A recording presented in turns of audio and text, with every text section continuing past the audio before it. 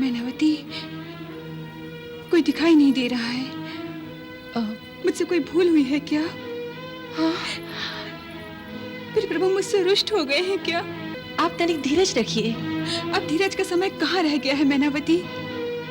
मैंने समझा था वो आरती के बीच मंदिर में ही आ जाएंगे और दुर्गा जी के सामने मेरा हाथ पकड़कर मुझसे कहेंगे, चलो रुक्मणी, मैं तुम्हें लेने आया हूँ।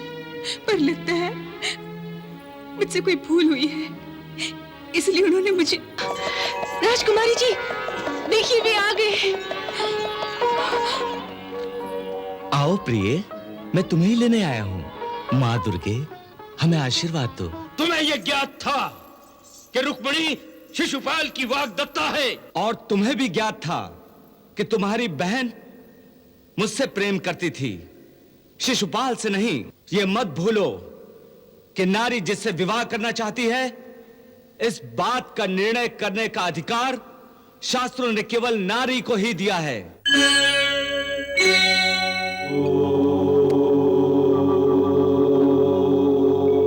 नारायण नारायण। स्वागत है मुनिराज, स्वागत है। विराजिए। नारायण नारायण। दीनानाथ, हम तो आपके भक्त हैं। आप अपने भक्तों को इतना मान देते हैं, यह आपकी महानता है। हम अपने भक्तों को मान नहीं देते, हम तो उनके दास हैं। कहिए, क्या आज्ञा है? आज्ञा नहीं प्रभु, एक प्रार्थना करनी। प्रार्थना? हाँ प्रभु। कहिए। मैं तो केवल माता लक्ष्मी के लिए प्रार्थना करना चाहता हूँ। उनके लिए क्या कहना चाहते हैं? आप तो जानते ही हैं कि माता लक्ष्मी ने आपकी सेवा के लिए ही धरती पर रुक्मिणी के रूप में अवतार लिया है। अच्छी तरह से जानता हूँ नारद जी। उन्हें धरती पर अवतार लिए इतने वर्ष हो गए, परंतु अभी तक आपके दर्शन नहीं हुए। फिर जब उन्होंने सुना कि उनके पिता उनका स्वयंवर करना चाहते हैं, तो उन्हें पूरी आशा थी कि अब मिलन का समय आ गया है, क्योंकि आप तो स्वयंवर में आएंगे ही और वे भरी सभा में आपका वरण कर लेंगे। परंतु अब उनके पिता विदर्भ नरेश महाराज भीष्मक ने निश्चय किया है कि स्वयंवर नहीं होगा। वास्तव में यह निश्चय उन्होंने अपने बड़े पुत्र राजकुमार रुक्मी के डर से किया है। परंतु राजकुमार रुक्मी अपनी बहन का स्वयंवर क्यों नहीं करना चाहता? क्योंकि वो उसका विवाह अपने मित्र शिशुपाल से करना चाहता है, और वो जानता है कि यदि स्वयंवर में आप आए तो राजकुमारी आपका ही वरण करेंगी। इस बात का पता उसे कैसे लगा? प्रभु, वहां सब जानते हैं कि रुक्मिणी का मन श्री कृष्ण के प्रेम में पागल है। बाकी सारे भाई और माता पिता यही चाहते हैं कि जहां रुक्मिणी प्रसन्न हो वहीं उसका विवाह किया जाए, परंतु राजकुमार रुक्मी के आगे कोई बोल नहीं सकता। आप तो जानते ही हैं प्रभु, रुक्मी को परशुराम जी से ब्रह्मास्त्र प्राप्त हुआ था, इसलिए सब उससे डरते हैं। इसीलिए देवी रुक्मिणी का मन अत्यंत विह्वल हो गया है। वो सोच रही हैं कि यदि इस समय आपने उनका उद्धार नहीं किया तो वे अपने प्राण त्याग देंगी। भगवान, इसकी आवश्यकता नहीं पड़ेगी, हम समय पर पहुंच जाएंगे नारद जी। उनकी चिंता आप ना करें। भगवान, भक्त तो भावुक होता है ना, इसीलिए मूर्ख होता है। इसीलिए उसे अपने आराध्य की बड़ी चिंता लगी रहती है। मुझे बार बार इसी बात की चिंता है कि आपके रामावतार के समय जब माता लक्ष्मी सीता रूप में आई थी, तो उस जन्म में पूरे जीवन में माता ने दुख ही दुख सहे थे। इसलिए प्रार्थना करता हूं कि इस जन्म में उन्हें दुख ही मत होने देना। भगवान। नारद जी, आपको केवल सीता माता का ही दुख ध्यान में आया, पर आपने ये नहीं सोचा कि हमने भी उस जन्म में कोई सुख नहीं पाया। हम तो उनसे भी अधिक दुखी रहे। वो जब अयोध्या छोड़कर चली गई तो हम राजा होते हुए भी उसी हाल में रहे जिस हाल में वो वन में रहती थी। हमने भी समस्त सुखों का त्याग कर दिया था। संसारी लोग इस रहस्य को न जानते हो, परंतु आप तो भली भांति जानते हैं। फिर आपने ये उलाहना क्यों दिया?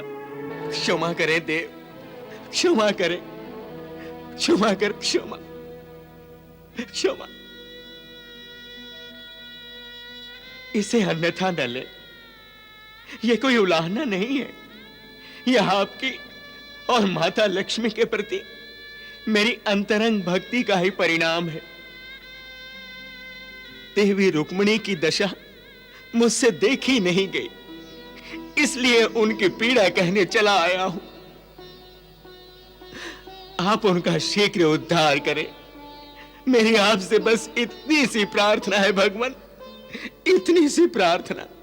आप निश्चिंत रहें महामुनि, सब ठीक हो जाएगा, सब ठीक हो जाएगा। मुझे केवल इतना ही कहना है कि देरी न करें, अन्यथा वहां अनर्थ हो जाएगा। इन दिनों माता रुक्मिणी का चित्त बहुत विह्वल हो गया है, इसलिए आजकल वो दिन दिन भर दुर्गा भवानी के सामने बैठी पूजा करती रहती हैं।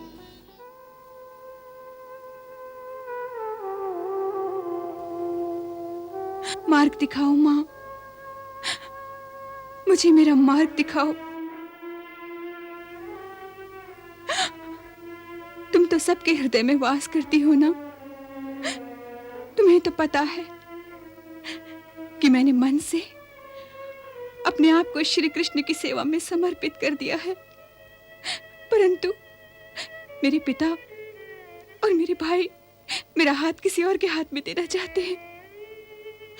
इधर जाऊं तो प्रेम को लाज लगती है और उधर जाऊं तो कुल की मर्यादा को कलंक लगता है। मेरी सहायता करो मां, मेरी सहायता करो कि जो मेरे जन्म जन्म के साथी हैं उन्हीं के श्री चरणों में मुझे स्थान मिले। वही मार्ग मेरे लिए प्रशस्त करो मां। मेरा हाथ पकड़कर मुझे ले चलो मां, चाहे तो जीते जी ले चलो, चाहे तो धर्मराज से कह दो कि मेरी मृत्यु के द्वार खोल दे, ताकि मैं उस द्वार को पार करके सीधा उनके श्री चरणों में पहुंच जाऊं। मेरे प्रण की लाज रखना तेरे हाथ में है मां, तेरे हाथ में है। रक्षा करो मां, रक्षा करो।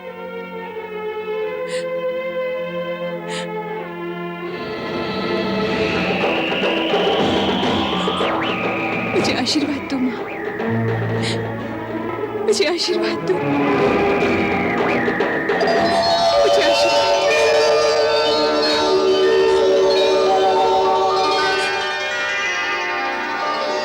तेरा धन्यवाद हो माता, तेरा धन्यवाद हो, तेरा कोटि कोटि धन्यवाद हो मां।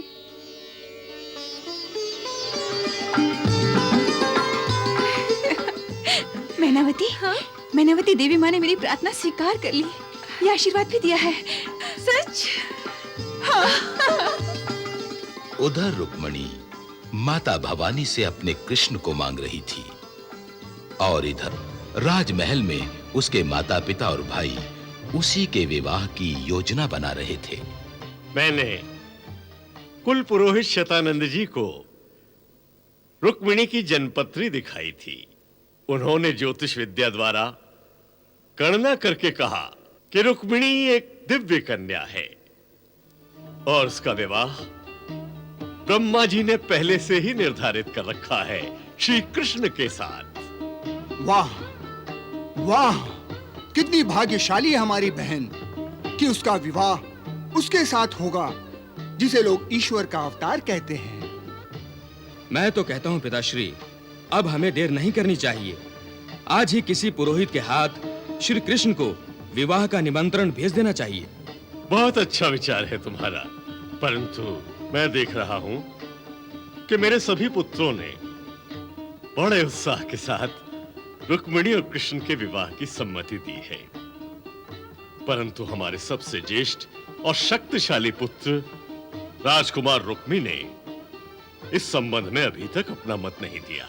तुम इस प्रस्ताव से सहमत हो कि नहीं कि आज ही किसी पुरोहित को भेजा जाए? मैं आपकी इस बात से पूरी तरह से सहमत हूं कि आज ही किसी पुरोहित के हाथ रुक्मिणी के विवाह का निमंत्रण अवश्य भेज देना चाहिए, परंतु कृष्ण को नहीं। तो फिर किसको? शिशुपाल को। शिशुपाल को? शिशुपाल को? शिशुपाल? शिशुपाल को? शिशुपाल? दमघोष के पुत्र शिशुपाल की बात करते हो? हाँ पिताश्री, उसी की बात कर रहा हूं, परंतु अब वो दमघोष का पुत्र नहीं रहा, बल्कि सम्राट जरासंध ने उसे गोद ले लिया है। अब वो मगध सम्राट का पुत्र है। पूरे भारत खंड में उस जैसा वीर राजकुमार दूसरा कोई नहीं। वही मेरी बहन के योग्य वर है। उसे छोड़कर मैं अपनी बहन का विवाह किसी कायर ग्वाले से नहीं कर सकता। जिसे तुम कायर कहते हो भैया, उसी कृष्ण ने तुम्हारे सम्राट जरासंध और उसके साथ तुम्हारे शिशुपाल को भी युद्ध में 17 बार हराकर छठी का दूध याद दिला दिया था। ये मत भूलो भैया। और तुम भी ये मत भूलो रूकमनत कि अंततः उसका परिणाम क्या हुआ। आज तुम्हारा वो ग्वाला जरासंध की मार के भय से समुद्र के बीच एक छोटे से टापू में चूहे की तरह छिपकर बैठ गया है। जरासंध और शिशुपाल हमारे मित्र हैं, इसलिए मित्र का शत्रु हमारा भी शत्रु है। यही मित्रता का नियम भी है। इसलिए कृष्ण मेरा भी शत्रु है, और शत्रु भी वो जो मेरे बराबर कभी नहीं। मैं महर्षि दुर्वासा का परम शिष्य हूं। परशुराम से मुझे ब्रह्मास्त्र प्राप्त हुआ है। मेरा रथ अग्नि की ज्वाला से प्रकट हुआ है। मेरे धनुष बाण में एक दिव्य शक्ति है, और तुम्हारे उस कृष्ण के पास एक चक्र के सिवा और है ही क्या। ऐसा नीच और हीन शत्रु यदि मेरी बहन को ब्याह कर ले जाए तो उससे बड़ी लज्जा की बात और क्या होगी। इसलिए पुरोहित विवाह का निमंत्रण लेकर जाएगा तो केवल शिशुपाल के पास। ये मेरा निर्णय है। अब भी यदि तुम में से किसी को आपत्ति हो तो उसका उत्तर मैं अपने धनुष बाण से दूंगा। ठहरो, तुम लोग बहन का विवाह करने जा रहे हो या आपस में युद्ध करने जा रहे हो? बड़ा भाई पिता के समान होता है, और पिता जिस प्रकार कोई निर्णय करने से पहले पुत्री के मन को टटोल कर देखता है, उसी प्रकार क्या तुम्हारा कर्तव्य नहीं कि बहन के मन को टटोलो? अपने जीवन पर उसका भी तो कुछ अधिकार है। उसकी स्वीकृति लिए बिना तुम इतना बड़ा निर्णय कैसे ले सकते हो? लड़कियों का मन तो मूर्ख होता है माताश्री, मूर्ख। वो बहुत जल्दी भावना में बह जाती हैं, आगा पीछा कुछ नहीं सोचती। किसी से किसी की प्रशंसा सुन ली, बस बसा लिया उसी को हृदय में। ऐसा ही रुक्मिणी के साथ हुआ है। उसने लोगों से कृष्ण के चमत्कारों की चर्चा सुनकर सब सच समझ लिया है। ऐसी मूर्ख बालिकाओं को जीवन के मूल तथ्यों से अवगत कराना माँ का कर्तव्य होता है, और ये दायित्व मैं आप पर छोड़ता हूँ। आप उसे समझाइए कि हम जो कर रहे हैं उसकी भलाई के लिए कर रहे हैं। मुझे पूर्ण विश्वास है कि वो सुशील है, कुलीन है, कुल की मर्यादा के विरुद्ध कोई भी बात नहीं करेगी। मैं आज ही पुरोहित को भेजकर शिशुपाल से शीघ्र बारात लाने का न्योता भेज रहा हूँ। तुम तो उसे जानती हो, वो कितना हठी है। जब कोई निर्णय ले लेता है तो उसे टालना असंभव हो जाता है। रुक्मिणी अपने भाई के हठ से बहुत परेशान थी। उसे समझ नहीं आ रहा था कि वो क्या करे क्या न करे। बड़े भाई रुक्मी के डर से राजमहल में कोई उसकी सहायता करने को तैयार नहीं था। हमें ये रिश्ता स्वीकार है। हम अवश्य बारात लेकर जाएंगे और रुक्मिणी को ब्याह कर लाएंगे। इसी समय राजपुरोहित को बुलाकर यात्रा का मुहूर्त निश्चित किया जाए। कुल गुरु के श्री चरणों में दासी का प्रणाम स्वीकार हो। तुम्हारा कल्याण हो पुत्री। आसन ग्रहण करो। इस प्रकार रात्रि के समय तुम्हें गुरु के पास आना पड़ा। इसका अर्थ है हमारी पुत्री अवश्य किसी गहरी समस्या में उलझ गई है। यदि किसी गंभीर विषय पर तुम्हारे मन में कोई दुविधा है और मन कोई निर्णय नहीं ले पा रहा है तो हमें बताओ। हम उचित निर्णय लेने में तुम्हारी सहायता करेंगे, तुम्हारा मार्गदर्शन करेंगे। नहीं गुरुदेव, मेरे मन में कोई दुविधा नहीं। मेरा निर्णय भी दृढ़ है और मेरा मार्ग भी निश्चित है। तो फिर गुरु से और क्या चाहिए? गुरुदेव, इस समय मेरा धर्म संकट में है। मेरे धर्म की रक्षा कीजिए। मैं तुम्हारे धर्म की रक्षा नहीं कर सकता। क्यों? क्योंकि प्राणी को अपने धर्म की रक्षा स्वयं ही करनी पड़ती है। क्योंकि धर्म की परिभाषा व्यक्तिगत होती है। सो हो सकता है कि जिसे तुम अपना धर्म मान बैठी हो उसे मैं ठीक न समझूं, मर्यादा के विरुद्ध समझूं। इसलिए जिस बात को तुमने अपना धर्म मान लिया है उसकी रक्षा तो तुम्हें स्वयं ही करनी पड़ेगी। हाँ, यदि उस बात को मैं उचित समझूंगा, तुम्हारे लिए कल्याणकारी समझूंगा, मर्यादा के अनुकूल समझूंगा, तब अवश्य मेरा कर्तव्य होगा उसमें तुम्हारी सहायता करना। और ये सहायता न केवल मौखिक होगी बल्कि आवश्यक हुआ तो गुरु तुम्हारे लिए तलवार भी उठा लेगा। सो पहले ये बताओ राजकुमारी, कि ऐसा कौन सा धर्म है जिसकी रक्षा के लिए तुम्हें सहायता चाहिए? नारी यदि एक बार किसी को अपना पति स्वीकार कर ले तो पति धर्म कहता है कि फिर वह मन में किसी और के लिए सोचे भी नहीं, ना ही जिह्वा से किसी और की बात करे और ना ही शरीर से किसी और का स्पर्श करे। अवश्य यही सर्वोत्तम धर्म है। मर्यादा के अनुकूल भी है कि नहीं? निसंदेह मर्यादा के अनुकूल है, क्योंकि समाज और शास्त्र दोनों ने स्त्री को अपना पति स्वयं चुनने का अधिकार दिया है। इसलिए स्त्री के उस अधिकार की रक्षा करना समाज का धर्म है। तो गुरुदेव, मेरी रक्षा कीजिए, मेरे धर्म की रक्षा कीजिए। मैंने मन से द्वारिकापति श्री कृष्ण को अपना पति स्वीकार कर लिया है, परंतु मेरे बड़े भैया इसे स्वीकार करने से इनकार कर रहे हैं। यहां तक कि उन्होंने मेरी इच्छा के विरुद्ध शिशुपाल को बारात लेकर आने का न्योता भी दे दिया है। राजकुल में से कोई भी, मेरी माता, मेरे भाई, मेरे पिताश्री, कोई भी मेरी सहायता करने को तैयार नहीं। वे सब बड़े भैया की अस्त्र शक्ति से डरते हैं। ऐसी परिस्थिति में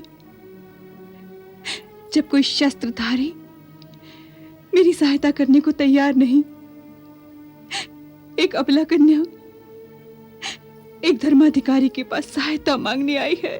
तुम ठीक स्थान पर आई हो पुत्री। यह हमारी परीक्षा का समय है। एक ओर रुक्मी के ब्रह्मास्त्र का भय है और दूसरी ओर अबला कुमारी के धर्म की रक्षा का प्रश्न है, और हम इस परीक्षा में खरे उतरेंगे। तुम निश्चिंत रहो। ये ब्राह्मण किसी के ब्रह्मास्त्र के भय से अपने कर्तव्य से पीछे नहीं हटेगा। मैं तुम्हारे धर्म की रक्षा करूंगा। मुझे आपसे यही आशा थी गुरुदेव।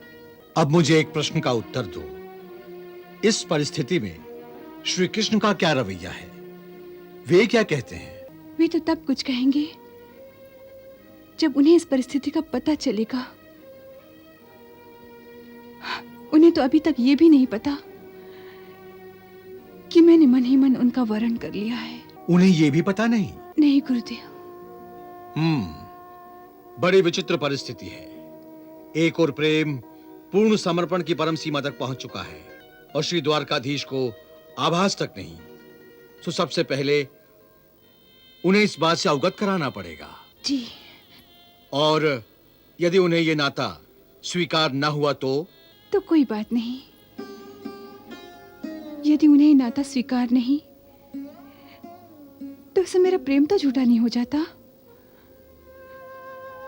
जो जीवन उनके नाम कर दिया है, अगर उसे वे न स्वीकारें तो इस जीवन को समाप्त करने में देर ही कितनी लगेगी। यही मेरा धर्म है। परंतु आत्महत्या पाप है। यह आत्महत्या नहीं गुरुदेव। ऐसी मृत्यु एक पतिव्रता स्त्री का सुरक्षा कवच है, जिसे वो स्त्री धर्म की रक्षा के लिए धारण करती है। वाह, तुमने मुझे निरुत्तर कर दिया पुत्री। तुम सचमुच एक महान नारी हो। तुम्हारी भावना महान है, तुम्हारा प्रेम पवित्र और महान है। मैं तुम्हें नमस्कार करता हूं। बोलो देवी, मुझे क्या करना होगा? आपको श्री कृष्ण तक मेरा ये संदेशा पहुंचाना है। आपको ये कष्ट देने के अतिरिक्त मैं ये संदेशा किसी दूत के हाथों भी भिजवा सकती थी, परंतु ये एक हल्की बात लगती। ऐसा लगता कि एक युवती कन्या जो अपने मन की चंचलता पर नियंत्रण नहीं पा सकी, उसने रतिशुदा से पीड़ित होकर अपने प्रेमी को पुकारा है। परंतु मेरा ये संदेश किसी युवक मन की चंचलता को नहीं दिखाता, बल्कि मेरा ये संदेश एक पतिव्रता नारी की पुकार है अपने पति के श्री चरणों में कि मेरा धर्म संकट में है, आकर मेरी रक्षा करो। इसलिए मैं इस संदेश आप जैसी महान विभूति के हाथों भिजवाना चाहती हूं, ताकि आवश्यकता पड़ने पर आप श्री कृष्ण को इस बात का विश्वास दिला सके कि जो मैं कर रही हूं वो शास्त्रोक्त धर्म एवं मर्यादा के अनुकूल है। मैंने इस पत्र में यही लिखा है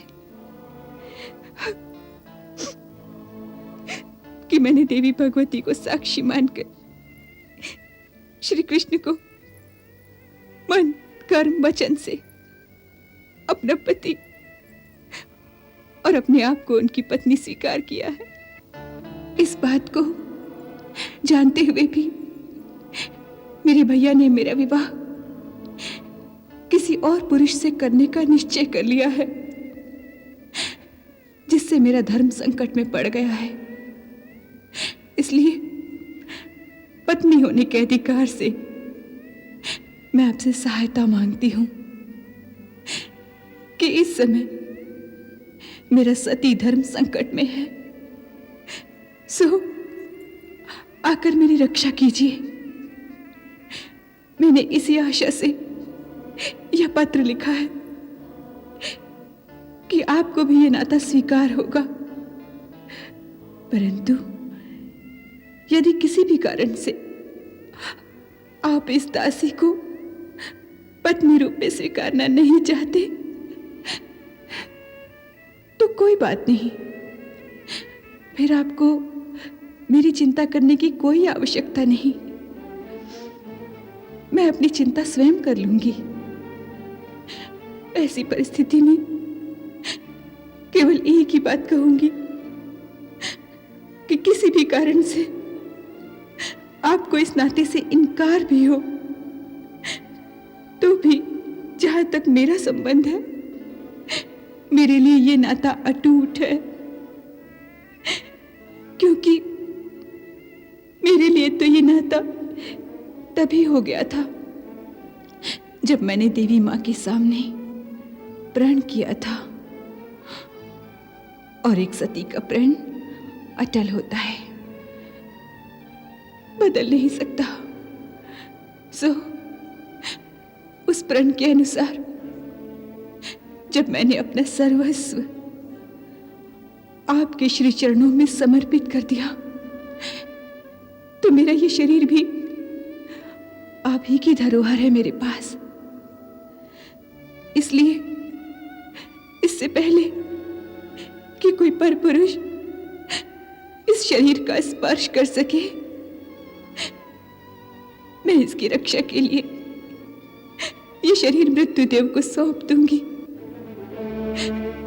समय बहुत कम है, बारात हमारे नगर पहुंचने वाली है।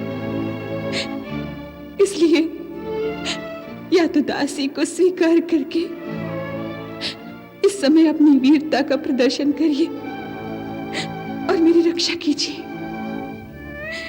नहीं तो मेरा अंतिम नमस्कार स्वीकार करके मुझे ये संसार छोड़ने की आज्ञा दीजिए। आपकी जन्म जन्म की दासी रुक्मिणी।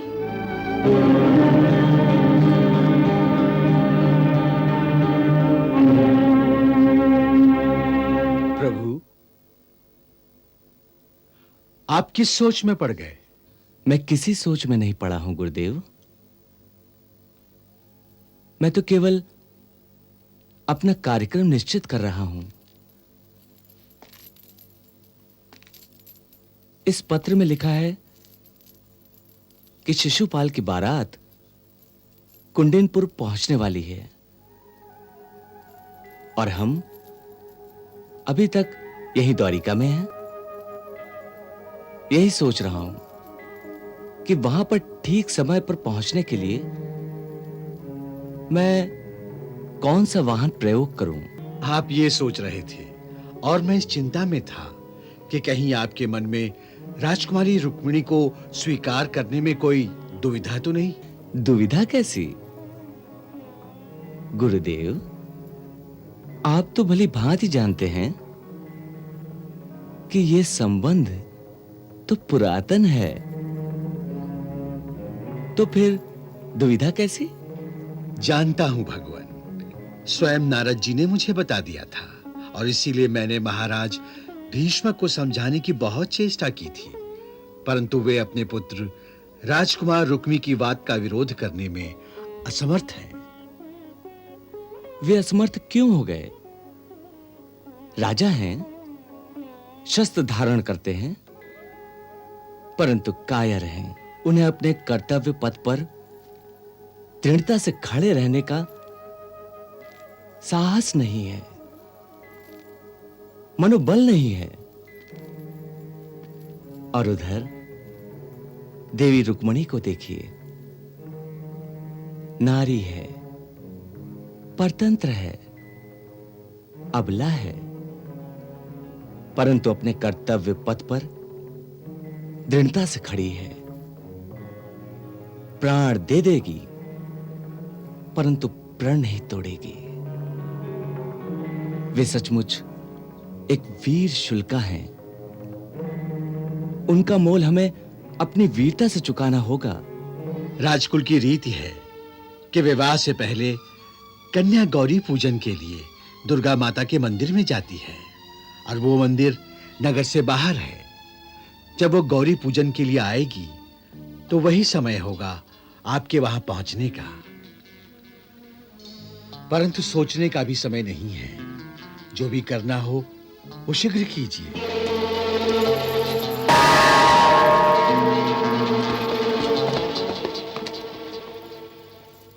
जाओ, हमारे सारथी दारू को नींद से जगाओ और कहो कि तुरंत हमारा रथ तैयार कर दें और उनके पास जो सबसे तेज और शीघ्रगामी घोड़े हों उनको हमारे रथ में जोतें।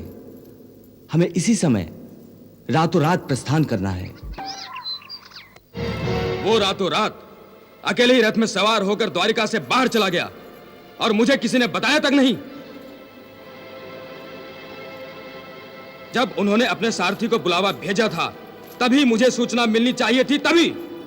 आखिर उनकी सुरक्षा का उत्तरदायित्व तो मुझ पर है। और तुम लोगों ने उन्हें अकेले जाने कैसे दिया? कैसे जाने दिया? कोई सुरक्षा सैनिक या कोई घुड़सवार भी नहीं था उनके साथ।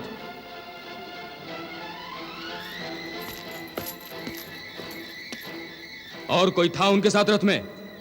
जी, रथ जब नगर से बाहर निकला तो एक पुरोहित थे उनके साथ। पुरोहित? कौन पुरोहित? कहां से आया था? वो उनसे महल में मिला था या बाहर? जी, हम नहीं जानते। उनके कक्ष में चलते हैं, उनके सेवकों को अवश्य पता होगा रात उनसे कोई मिलने आया था या नहीं। सबको बुलाकर पूछो।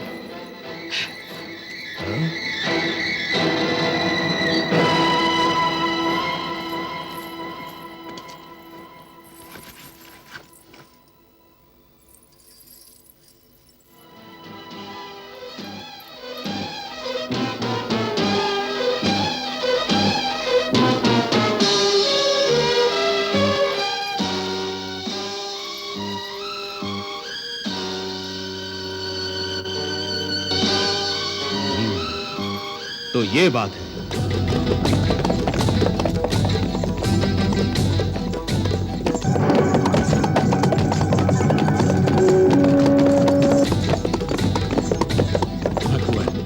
संभवतः कोई शत्रु आ रहा है। नहीं, दाऊ भैया हैं। उन्हें मेरी सुरक्षा की बहुत चिंता लगी रहती है ना। कितने वर्षों से मन में यह चाह थी कि मेरी बहन का विवाह तुम जैसे पराक्रमी राजकुमार के साथ हो। आज वो भी पूरी हो गई है। पूरी हुई नहीं है मित्र, यूं कहो कि पूरी होने वाली है। शिशुपाल, तुम्हारी बात में संदेह झलक रहा है।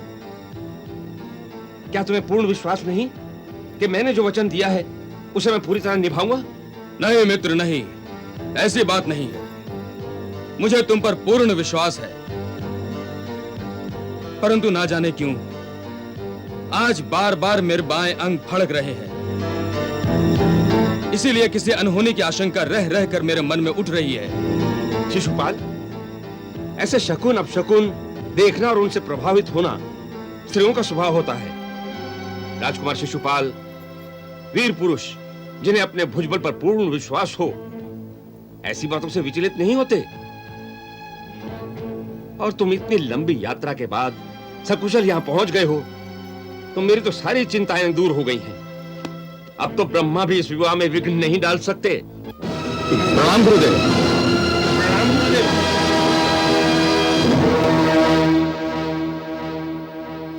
जल्दी करो, मैं थक गई हूँ। बस राजकुमारी जी, तनिक धीरज रखें, श्रृंगार पूरा हो ही गया समझिए। राजकुमारी जी, हाँ, कुलगुरु महर्षि शतानंद जी आपके कक्ष में पधार रहे हैं।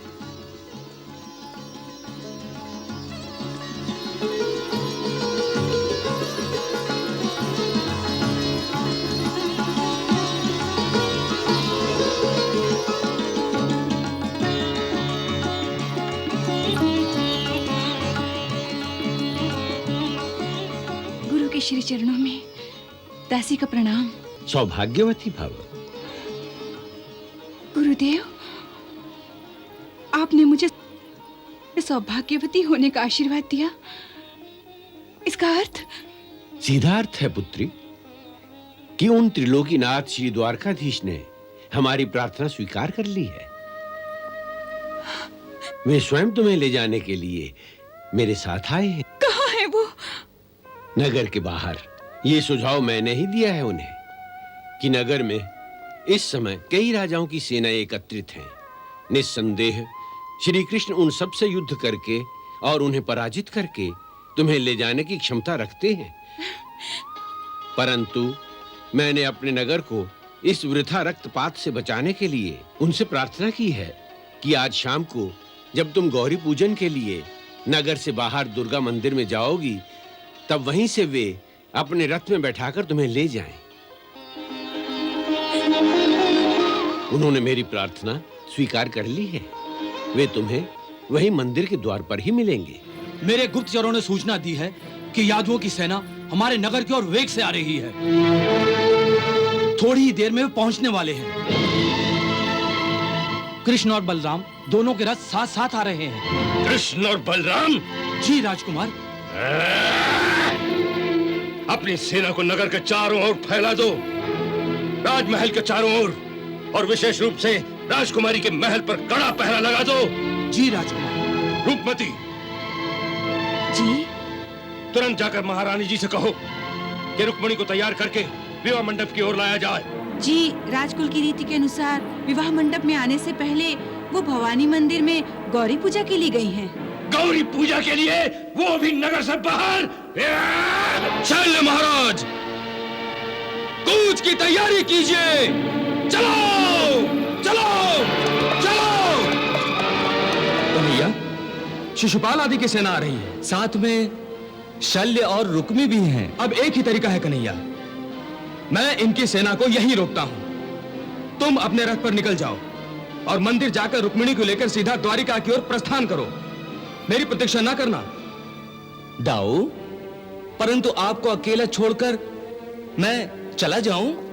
कन्हैया, क्या तुम्हें अपने दाऊ भैया की शक्ति पर भरोसा नहीं रहा? भैया, ये बात नहीं है। यह बात नहीं है तो बातों में समय मत गवाओ। जाओ, ये मेरी आज्ञा है। जी। मैनावती, कोई दिखाई नहीं दे रहा है। मुझसे कोई भूल हुई है क्या? फिर प्रभु मुझसे रुष्ट हो गए हैं क्या? धीरज रखिए राजकुमारी जी, प्रभु सर्वदा अपने वचन के पक्के हैं। मैंने समझा था वो आरती के बीच मंदिर में ही आ जाएंगे और दुर्गा जी के सामने मेरा हाथ पकड़कर मुझसे कहेंगे, चलो रुक्मणी, मैं तुम्हें लेने आया हूँ। पर लगता है मुझसे कोई भूल हुई है, इसलिए उन्होंने मुझे। राजकुमारी जी, देखिए वे आ गए हैं।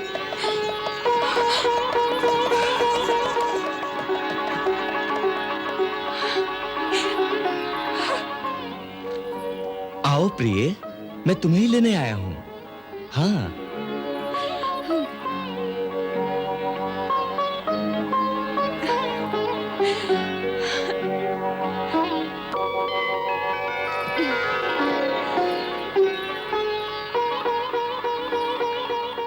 माँ दुर्गे, हमें आशीर्वाद दो। राजकुमारी रुक्मिणी का हरण हो गया है। क्या कहा? रुक्मिणी का हरण हो गया है? शिशुपाल, मैं शपथ लेता हूं कि जब तक मैं कृष्ण को मारकर अपनी बहन रुक्मिणी को वापस नहीं ले आता, तब तक मैं अपनी राजधानी इस कुंडिनपुर नगर में अपना मुंह नहीं दिखाऊंगा। ठहर जा दुष्ट, ठहर जा। रुको सारथी, रुको। धृष्टता की भी कोई सीमा होती है। एक अबला नारी को हरण करके तू मुस्कुरा रहा है। क्योंकि ये मुस्कुराने का ही समय है। अभी अभी हमारा पाणी ग्रहण जो हुआ है। कैसा पाणी ग्रहण? किसका पाणी ग्रहण? ये शास्त्रोक्त नहीं है। तुम अपहरता हो, तुमने अपहरण किया है। अपहरण। अपहरण तो उसे कहते हैं जो किसी की इच्छा के विपरीत हो। हम और हमारे परिवार के किसी भी सदस्य की यह इच्छा नहीं थी कि रुक्मिणी का विवाह तुम्हारे साथ किया जाए। किसी की नहीं थी, पर एक की तो थी। पर तुम्हें यह ज्ञात था कि रुक्मिणी शिशुपाल की वाग्दत्ता है। और तुम्हें भी ज्ञात था कि तुम्हारी बहन मुझसे प्रेम करती थी, शिशुपाल से नहीं। तुम बलात् उसके प्रेम की हत्या करना चाहते थे। यह मत भूलो कि नारी जिससे विवाह करना चाहती है, इस बात का निर्णय करने का अधिकार शास्त्रों ने केवल नारी को ही दिया है। तुम व्यर्थ का तर्क दे रहे हो कृष्ण।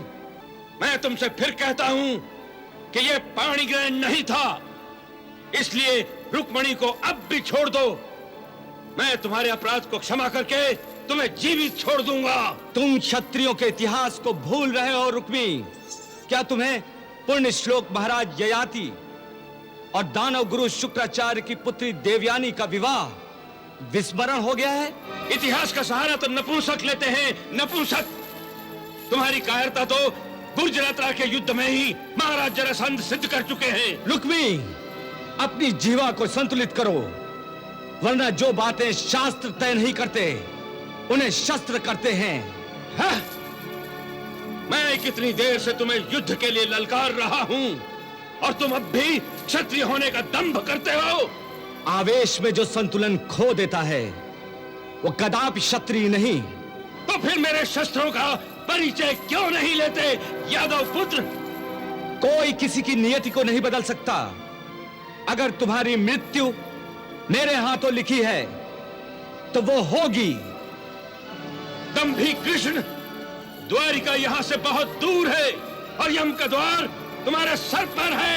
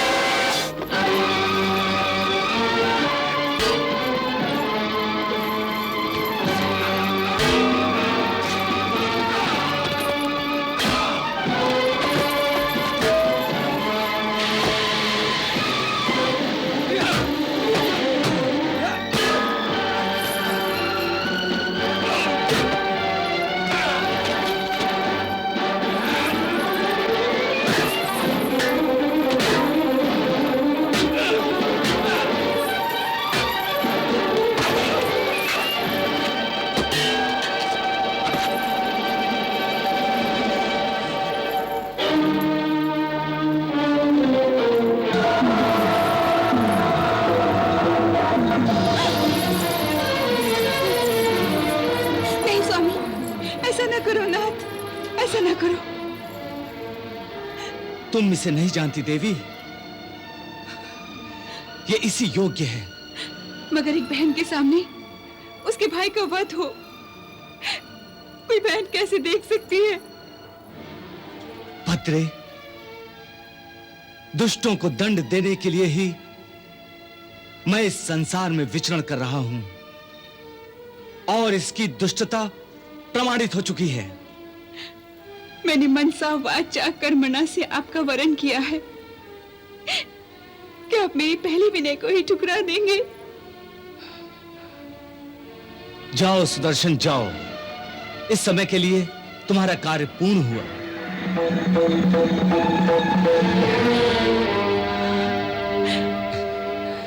देवी, मैं तुम्हें पत्नी से अधिक अपनी प्रेमिका मानता हूं और प्रेमिका के आदेश को कोई प्रेमी नहीं ठुकरा सकता।